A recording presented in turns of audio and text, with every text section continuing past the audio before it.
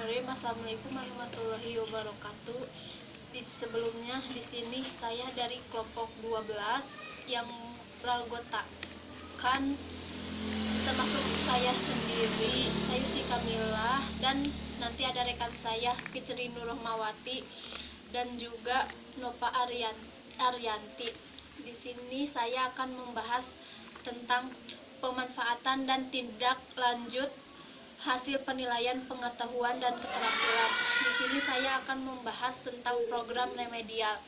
Program remedial adalah program pembelajaran yang diperuntukkan bagi peserta didik yang belum mencapai KKM.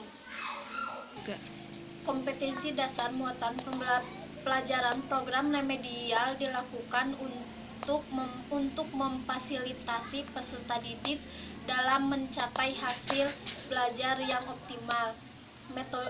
Metode yang digunakan dalam pembelajaran remedial bervariasi sesuai dengan sifat, jenis, dan latar belakang permasalahan yang dialami peserta didik setelah peserta didik mengikuti program remedial. Program remedial dilakukan penilaian kembali untuk mengetahui ketercapaian kompetensi dasar. Dan adapun pelaksanaan program remedial yaitu 1. Pemberian bimbingan secara perorangan bila ada beberapa peserta didik yang mengalami kesulitan yang berbeda-beda sehingga memerlukan bimbingan secara individual. Yang kedua, pemberian bimbingan secara kelompok bila terdapat beberapa peserta didik mengalami kesulitan yang sama. Dan yang ketiga, pemberian pembelajaran ulang dengan metode dan media yang berbeda-beda bila semua peserta didik yang mengalami kesulitan.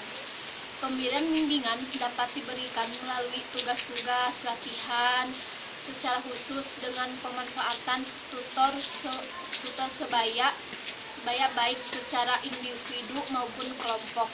Dan adapun prinsip-prinsip program remedial. Yang pertama, adaptif. Adaptif adalah pembelajaran remedial hendaknya memungkinkan peserta didik untuk belajar sesuai dengan daya tangkap, kesempatan, dan gaya belajar masing-masing. Yang kedua, interaktif.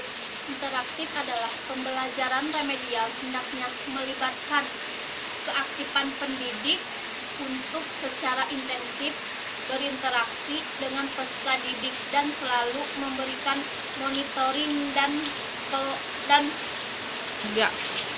pengawasan agar mengetahui kemajuan belajar peserta didik. Dan yang ketiga, berbagai metode pembelajaran dan penilaian. Pembelajaran remedial perlu menggunakan berbagai metode pembelajaran dan metode penilaian yang sesuai dengan karakteristik peserta didik. Dan yang keempat, pemberian umpan balik. Umpan balik berupa informasi yang diberikan kepada peserta didik mengenai kemajuan belajarnya. Dan yang terakhir, berkesinambungan. Berkesinambungan adalah pembelajaran remedial dilakukan berkesinambungan dengan proses pembelajaran dan pendidik harus selalu menyediakan program remedial sesuai kebutuhannya. Perkenalkan, saya Fitri Nurrohmawati. Di sini saya akan menjelaskan mengenai program remedial. Poin ketiga yaitu tentang langkah-langkah program remedial. Adapun langkah-langkah program remedial diantaranya: A. Mengidentifikasi permasalahan pelajaran berdasarkan hasil analisis terhadap penilaian harian atau PH dan penilaian tengah semester PTS. Adapun permasalahan pembelajaran antara lain keunikan peserta didik, materi ajar, dan strategi belajar. Yang B yaitu menyusun perencanaan berdasarkan permasalahan pembelajaran. Yang C, melaksanakan program remedial. D, melaksanakan penilaian untuk mengetahui keberhasilan peserta didik. E, menetapkan nilai yang diperoleh peserta didik setelah program remedial sebagai nilai akhir capai kompetensi dasar muatan pelajaran. Yang selanjutnya mengenai program pengayaan.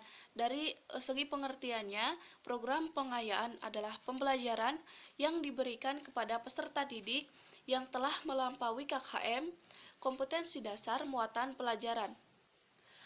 Adapun bentuk pelaksanaan pembelajaran pengayaan dapat dilakukan dengan beberapa cara. Yang pertama, belajar kelompok, yaitu sekelompok peserta didik yang memiliki minat tertentu diberikan tugas untuk memecahkan permasalahan, atau bisa dengan membaca di perpustakaan terkait dengan tema atau subtema yang dipelajari pada jam-jam pelajaran sekolah. Yang kedua, belajar mandiri. Belajar mandiri yaitu belajar sendiri tentang suatu materi.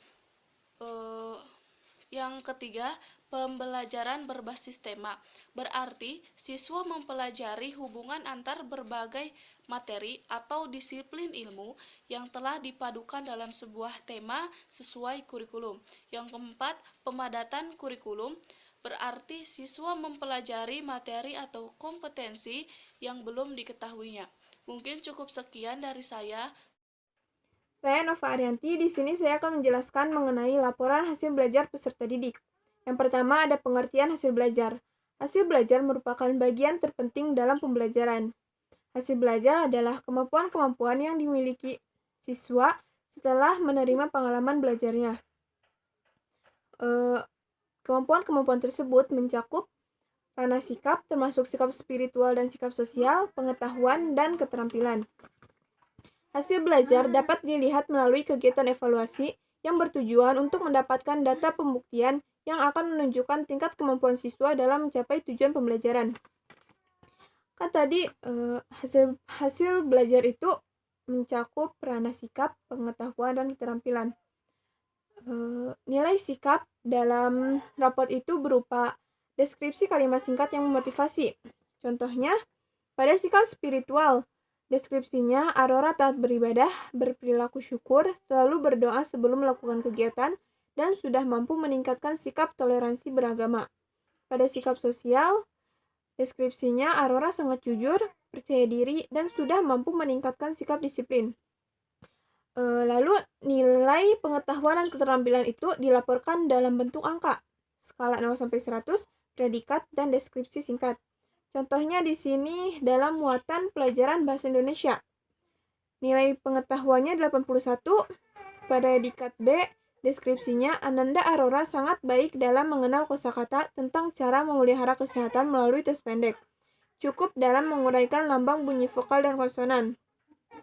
Terus nilai keterampilannya 85, predikatnya B, deskripsinya Ananda Aurora sangat baik dalam mempraktikkan kegiatan persiapan membaca permulaan, cukup dalam melafalkan bunyi vokal dan konsonan.